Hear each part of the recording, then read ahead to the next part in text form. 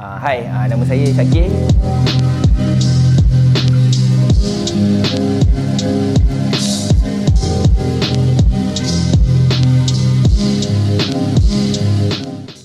More known as grasshopper ataupun belalang. Asal daripada Batanggali, Hulu Selangor. I'm a self-taught artist. Started as creative multimedia student, and now I basically try to practice or dabble in new media and digital art. Exposure awal untuk seni ni sebenarnya datang daripada rumah, dari family saya lah sendiri. Both my parents actually diorang memang berseni. So mak saya dia selalu masuk pertandingan buat kek ataupun buat kuih. And ayah saya kadang-kadang dia buat hantaran and so on. So daripada situ saya pun berminat lah untuk mencemburi, tapi mungkin ke arah seni bidang yang lain. Saya bermula dengan banyak melukis dan mewarna. So join pertandingan melukis, pertandingan mewarna. Lepas tu I basically explore a bit more in term of apa yang kita boleh buat selain daripada hanya melukis atau mewarna lah. So adalah tragedi ataupun cita-cita untuk jadi arkitek ataupun nak jadi artis ataupun nak jadi designer. Semua tu actually selepas masuk sekolah menengah lah. So basically daripada pendidikan awal seni yang saya dapat tu daripada rumah, daripada sekolah rendah, sekolah menengah, continue lah direalisasikan ke dalam penggunaan di dalam graphic design tu itself lah. So daripada situ saya still rasa yang mungkin saya boleh gunakan skill set saya ni untuk buat something different. So itulah bermulanya journey saya di dalam seni ni. Bagi saya disebabkan selepas sekolah menengah tu, and then I continue my study in creative multimedia in my university days. So during that time I was exposed with design and motion graphics and so on, and it moved fluidly into projection mapping by itself. The reason why sebab skill set yang saya ada daripada graphic design dengan motion graphic boleh digunakan untuk projection mapping by default. So masa tu actually saya dapat inspirasi daripada beberapa orang lah. One of it is actually saya punya partner sekarang dekat filmen, so apa yang dia buat, basically dia datang and buat talk and sharing session dekat universiti saya, and then it was like a mind blown eureka punya event where I was like, oh, there is a lot more things we can do with the skill set that we have, so that is where I actually decided to progress daripada graphic design, which is still, and then move into motion graphic, which is moving, and then bring back whatever I did in the digital setting back into physical world. And I think projection mapping is one of an interesting medium lah, that we can actually bring digital artwork into a physical space. Yeah, that's how I started to do projection mapping lah. When after graduated, actually I take a few years to basically go into the industry itself lah, because I've been doing the freelance daripada semester 2, semester 3 lagi. So through that freelancing with production house, VFX house, advertising agency, I can see, or I've seen how the industry works. And then after graduate, I actually still continue my freelance, but at the same time trying to find a place for me to really explore more possibilities. And I decided to join this company called Masuk PERCUMA. So from there, I was in this department called Masuk PERCUMA Visual Department, where we do a lot of research and development. So contoh macam kita explore augmented reality, AR, virtual reality, and also a few sensor and so on. So daripada situ tercetusnya idea untuk explore, selain daripada kita boleh buat projection mapping, macam mana kita boleh infuse more technology within that kind of like setting lah. During my residency dekat Port ni, basically I already have some assumption on apa yang I nak buat. So I propose a few proposal before I even come into Port. But of course again when dah sampai dekat sini kan, dia feeling dia lain. Kita dapat different exposure, different feel. I think a lot of inspiration yang I got from Port or the residency dekat Port ni actually revolve around the city itself, Ipoh. Instead of dekat Port, kita right now dekat Tinali, so which is right at the middle of the heart of Ipoh itself. So to be able to see Ipoh function during weekdays, it give a different feeling lah kat situ.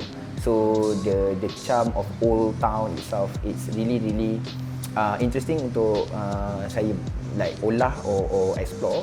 And at the same time, I got an opportunity from Port to visit the craft tangan Perak di Kuala Kangsar, and I've seen an interesting thing and things that I wanted to actually see, because most of my work actually I've worked on motif, and salah satunya macam motif ukiran kayu ataupun motif batik ataupun songket. So dekat sini saya dapat tengok how they make labu sayung and also tekat. So these two things is actually quite an interesting trip that we did there, and I think that also were infused into what I've created lah. Going back to the idea macam mana I got inspiration untuk menghasilkan karya dekat Port ni is basically bila saya discuss banyak dengan residensi partner saya, Bun. So we talk a lot about identity. So I think it's quite an interesting topic or issue that we can actually ketengahkan, especially dengan generasi yang kita ada sekarang ni. I guess a lot of us feel like we are Malaysian. Maybe that is only on the surface. Apa yang saya dengan Bun nak lakukan is macam mana kita boleh kupas lagi topik identity to itself as a Malaysian lah. Yeah. The colour direction or visual direction yang saya ada sekarang ni actually been developed for quite a while. Tapi the actual development itself, I got it during pandemic. So masa pandemic tu everything stopped, and I have all the time in this world for myself. So because before this, of course, busy dengan events and filament and producing a lot of things and so on. So masa pandemic tu, I decided that maybe this is a way for me to explore something about myself. So daripada situ, I been wanting to actually explore this iridescent punya colour, sebab I always interested with light. Lampu ni is something yang kita always attracted to, and that effect of light refraction on certain surface is quite an interesting phenomenon for me. So I experimented on certain software and also some visualization. So at one point I felt like, okay, this is how I'm going to actually decide that my sort of like visual direction that I wanted to go. So initially kalau tengok, actually most of my work the more primitive, macam sphere, kotak, triangle and so on. But then it then revolved into more motif punya part. Because at the same time, again going back to the story, most of my work actually I'm trying to find my own identity. And looking back how I grew up, I actually relate to a lot of diversity. I mean because dekat dalam family I, my dad punya side actually they can speak Tamil. So my auntie, uncle semua they all can actually all speak Tamil because they are all Malay, tapi they are the only Malay family growing up in estate. So all of their friends actually Indian. So very interesting kalau pergi raya semua, I mean all of our auntie, uncle including my dad will speak in Tamil if they want us to understand something. So again, I felt like this vibrant, colourful background, I wanted to actually infuse it into my work, and that is basically embedded anywhere I go. And I use that motif to basically merangkumkan this whole entire kind of like story yang I ada lah. So penggunaan labu sayung to itself is actually going back to the topic of identity yang saya dah discuss dengan Bun Sing actually. Sebab I think for me it relates quite a lot. Growing up, my grandparent ada labu sayung kat rumah, and the story of kita manusia ni datang daripada tanah and tanah liat and labu sayong is made out from clay lah kan. So I think that represent me, I would say, as human being or something like that. I wanted that to be kind of like a representation of an entity. Could be me or could be anything lah. And at the same time using the installation, projection mapping installation, and also the TV, CRT TV installation is to basically transcend the idea of digital art only on a flat surface. So mostly digital art kita either project dekat TV screen ataupun LED ataupun even projection on a flat surface kan. Tapi kalau kita play around with different medium, and especially with this dengan labu sayong, with CRT TV and also projector, it give different kind of like dimension to it. I think the use of projector and also CRT TV itu pun ada kaitannya dengan apa yang saya rasa atau apa yang saya dapat when I was in Tin Alley and in this residency lah. Sebab going around the city, this old town, I've seen a lot of things that normally we don't really see. Sebab sometimes kita datang masa hari Minggu kan, and then all of it is actually for tourism or touristic things.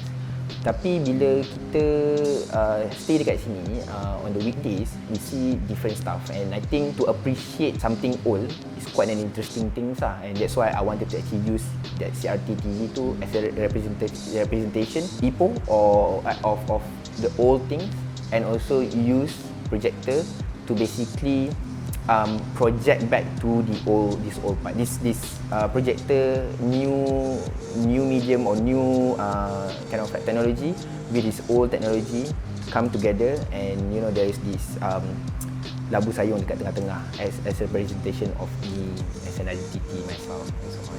And that's basically the idea for this installation lah. Yeah, I guess moving forward, yes, that's definitely what I wanted to do. Explore more in terms of like how I can actually not only just create my work in digital, but at the same time bring it back to a physical world through analog medium lah. So untuk someone who is new and you guys wanted to start doing this, I think first of all is don't be afraid to make mistake, and two is definitely the first thing. So because there is no right and wrong in expressing yourself. So don't be afraid of like using smaller projector or like cheaper projector that you can get in Shopee or something like that. Don't be afraid of like asking question. Just ask question, and don't be afraid also to ask people for help, because the whole idea of, for me, I think interesting thing about new media and also digital art ni is this semangat gotong royong tu ada, that we need to basically work collaboratively. We need to work with people, because you cannot just work alone. This medium, in new media and also time-based, we need to understand that it cannot be just one person work. It need to be a group team project. So to be able to work with the team also is very, very important kind of ability to understand how to navigate your way around a group of people, talk to people and so on.